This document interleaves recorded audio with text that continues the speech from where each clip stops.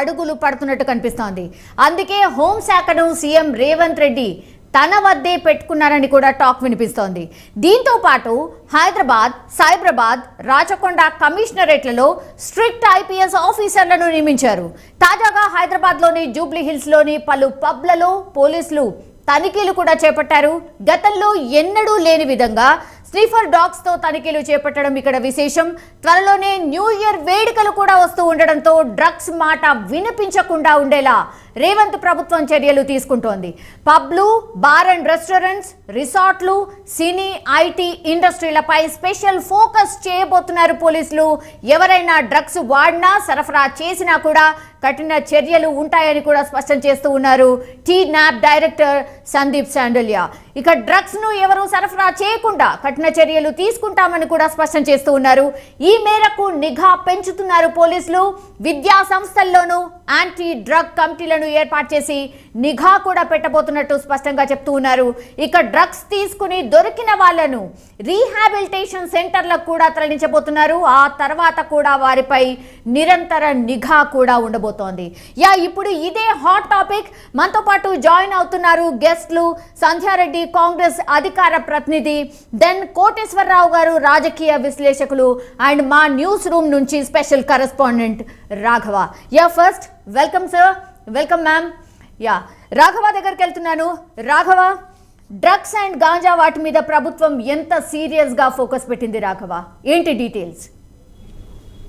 తెలంగాణ రాష్ట్రాన్ని డ్రగ్ రహిత రాష్ట్రంగా మార్చడమే ప్రధాన లక్ష్యం అని చెప్పేసి కూడా ముఖ్యమంత్రి ప్రకటించిన నేపథ్యంలో పోలీసులంతా కూడా, తెలంగాణ పోలీసులంతా కూడా అలర్ట్ అయిపోయారు. మొత్తంగా కూడా తెలంగాణ రాష్ట్రంలో ఈ డ్రగ్స్, గాంజా అనేది కూడా గత కొన్నేళ్ళుగా మనం చూసినట్లయితే ఎక్కడ పడితే అక్కడ విచ్చలవిడిగా దొరుకుతున్నటువంటి పరిస్థితిని మనం గమనించాం. చాలామంది యువకులందరూ కూడా కొన్ని మాస్ ఏరియాలలో, స్కూల్ నుంచి కాలేజ్, డిగ్రీ, అదేవిధంగా కొన్ని మాస్ ఏరియాలలో కూడా, బస్తీలలో కూడా ఈ గాంజా డ్రగ్స్ అనేది దొరికినటువంటి పరిస్థితిని మనం గమనించాం. చాలాసార్లు వాళ్ళందరినీ కూడా తీసుకెళ్లి రీహాబిలిటేషన్ సెంటర్లో వేయడం, అదేవిధంగా వాళ్ళకి కౌన్సిలింగ్ ఇవ్వడం, ఇవన్నీ కూడా చేసినప్పటికీ కూడా ఈ డ్రగ్స్, గాంజా అనేది కూడా యథావిధిగా వాళ్ళకు దొరుకుతుండడంతో దీనికి ఎక్కువగా అడిక్ట్ అయినటువంటి పరిస్థితులను మనం గమనించాం. సో మొత్తంగా కూడా తెలంగాణలో ప్రస్తుతం కాంగ్రెస్ ప్రభుత్వం అధికారంలోకి రాగానే ముఖ్యమంత్రి రేవంత్ రెడ్డి ఆదేశాలు జారీ చేయడం జరిగింది. డ్రగ్ రహిత రాష్ట్రంగా మార్చడమే ప్రధాన లక్ష్యంగా పెట్టుకోవాలి, పోలీసులు దీనిపైన కఠినంగా వ్యవహరించాలని చెప్పేసి కూడా ఆదేశాలు జారీ చేసిన నేపథ్యంలో హైదరాబాద్, సైబరాబాద్, రాచకొండ, ముఖ్యంగా 3 కమిషనరేట్లు, హైదరాబాద్, గ్రేటర్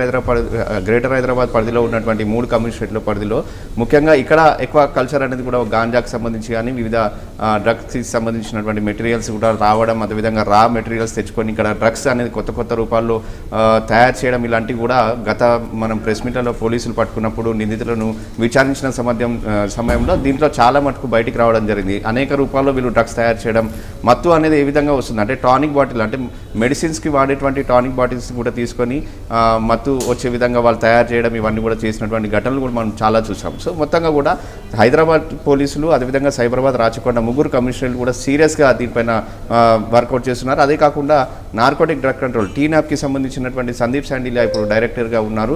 ఆయన కూడా సీరియస్గా నిన్న మీటింగ్ పెట్టుకొని మాట్లాడడం జరిగింది. మొత్తంగా కూడా అధికారులను అందరినీ కూడా అలర్ట్ చేయడం జరిగింది. ఎక్కడ కూడా డ్రగ్స్ అనే పేరు కూడా వినపడకూడదు, గాంజాకి సంబంధించినటువంటి ఆనవాళ్ళు కూడా ఎక్కడ కనిపించకూడదు అనేది కూడా పూర్తి స్థాయిలో ఆదేశాలు జారీ చేయడం జరిగింది. దీనికి అన్నిటికీ సంబంధించి ప్రత్యేక టీంలను కూడా ఏర్పాటు చేయడం జరిగింది. అసలు వీళ్ళు ఏ విధంగా ఈ డ్రగ్స్ని నిర్మూలించాలనే దానిపైన కూడా ప్రత్యేక ఒక సమావేశం ప్రతి కమిషనరేట్ పరిధిలో అధికారులతో అంతా కూడా భేటీ అయ్యి దీనికి సంబంధించినటువంటి సమావేశాలు ఏర్పాటు చేసుకుని ఆపరేషన్ అనేది కూడా ఇప్పటికే మొదలు పెట్టడం జరిగింది. మనం రాచకొండ కమిషనర్ పదవి బాధ్యతలు చేపట్టిన తర్వాత మనం చూసుకున్నాం, ఇప్పటివరకు కూడా దాదాపు 100 కిలోల కొద్ది ఈ గాంజాని పట్టుకోవడం జరిగింది. హైదరాబాద్ కమిషనరేట్ పరిధిలో మనం చూసాము, నిన్న డ్రగ్స్ ఏదైతే పబ్లో ఏదైతే ఉందో ఈ వీకెండ్స్లో పబ్స్ కల్చర్లో అక్కడ ఉన్నటువంటి దాంట్లో కూడా చాలా మటుకు గతంలో జరిగినటువంటి ఇన్సిడెంట్లో డ్రగ్ అనేది కూడా అక్కడ నుంచి బయటికి వస్తుంది. అక్కడ డ్రగ్స్ సేవిస్తున్నారని చెప్పేసి కూడా చాలామంది సెలబ్రిటీలు, అదేవిధంగా వ్యాపారవేత్తలు, బడాబాబుల పిల్లలు వాళ్ళందరూ కూడా అక్కడ సేకరిస్తున్నారు, అక్కడ డ్రగ్స్ దొరుకుతుందని చెప్పేసి కూడా ఇప్పటివరకు అనేకమైనటువంటి ఆరోపణలు ఉన్నాయి.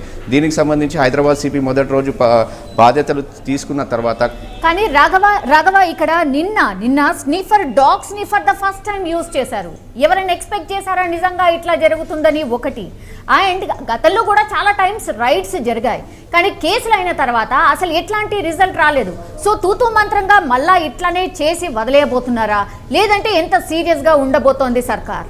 తప్పకుండా ఈసారి మాత్రం చాలా సీరియస్గానే ఉంటుంది. ఎందుకంటే అధికారులు దానికి అనుగుణంగానే మొత్తం కూడా ఏర్పాట్లన్నీ చేసుకున్నటువంటి పరిస్థితి మనం చూస్తున్నాం. టీనాప్కి సంబంధించిన డైరెక్టర్ సందీప్ శాండిలియా ఇప్పటికే ఒక నంబర్ కూడా ఇవ్వడం జరిగింది. ఎవరైనా గాంజా సేవిస్తున్నట్టు కానీ గాంజా అమ్ముతున్నట్టు డ్రగ్స్ అమ్ముతున్నట్టు కానీ మీకు ఎవరైనా సమాచారం అక్కడ ఏదైనా సమాచారం ఉంటేనే వెంటనే మాకు కాల్ సెంటర్కి కాల్ చేసి మీరు చెప్పండి అని చెప్పేసి కూడా టీనాప్ డైరెక్టర్ సందీప్ శాండిలియా చెప్పడం జరిగింది. పోలీస్ అధికారులు కూడా సపరేట్గా నంబర్స్ ఇవ్వడం జరిగింది. అదేవిధంగా డ్రగ్స్కి సంబంధించినటువంటి మూలాలు ఎక్కడైతే పబ్లలో అక్కడక్కడ ఎక్కడైతే కనిపిస్తాయో అక్కడ నిన్న స్నీపర్ డాగ్స్తో వెళ్ళి కూడా తనిఖీలు చేయడం జరిగింది. సో ఒక క్లియర్ మెసేజ్ ఇవ్వడం జరిగింది. డ్రగ్స్కి సంబంధించిన ఆనవాళ్ళు ఎక్కడున్నా ఎంతటి వారైనా వాళ్ళను వదిలిపెట్టే ప్రసక్తి లేదని స్వయంగా ముఖ్యమంత్రి అసెంబ్లీలో చెప్పడం జరిగింది. Raghava I come back to you. ఒకసారి గెస్ట్ల దగ్గరికి వెళ్దాం. ఫస్ట్ ఐ టేక్ కోటేశ్వరరావు గారు రాజకీయ